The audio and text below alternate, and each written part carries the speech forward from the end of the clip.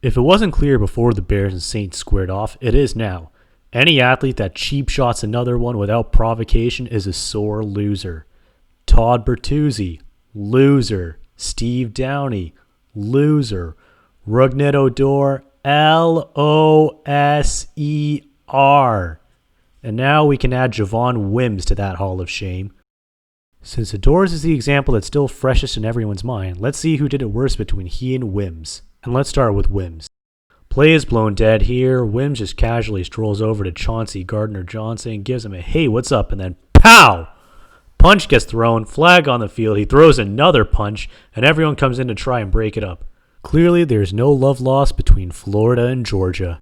So why did he go after Gardner-Johnson? He had nothing to do with the previous play. At least punch the cornerback that was covering you.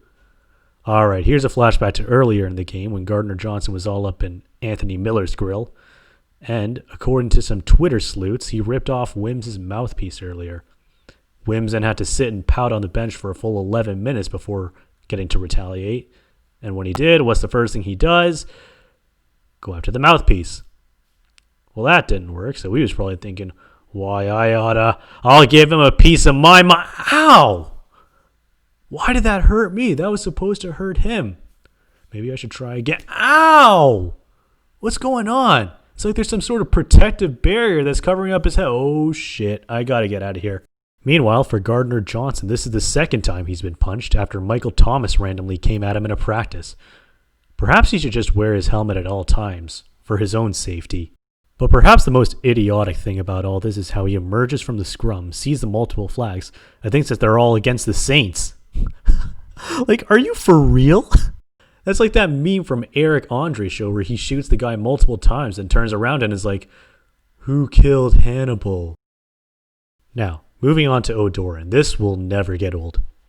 His attack on Bautista was clearly premeditated since it was only a few months removed from when he bat-flipped them to oblivion in the playoffs.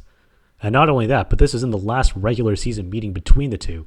Plus, he did it late enough in the game that Bautista wouldn't get a shot at revenge. And he used an aggressive slide as justification for provoking him like that.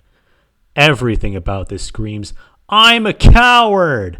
But at least it fired up Texas Rangers fans for about 5 whole days. Perhaps they should have hung a banner for this moment. Except for the fact that, months later, they met again in the playoffs, and Bautista and the Jays got the better of them. This time in a sweep. Joke's on you, Rougned. So who did it worse? Odor's punch was an ill-fated attempt to send a message because he was still butthurt from a postseason loss, while Wims acted like a 6-year-old who just had his ball taken from him in the playground and ended up hurting himself in the process. And Odor is still playing baseball, while Wims will be lucky if he's still on an NFL roster by this time next week. So yeah, Wims did it worse.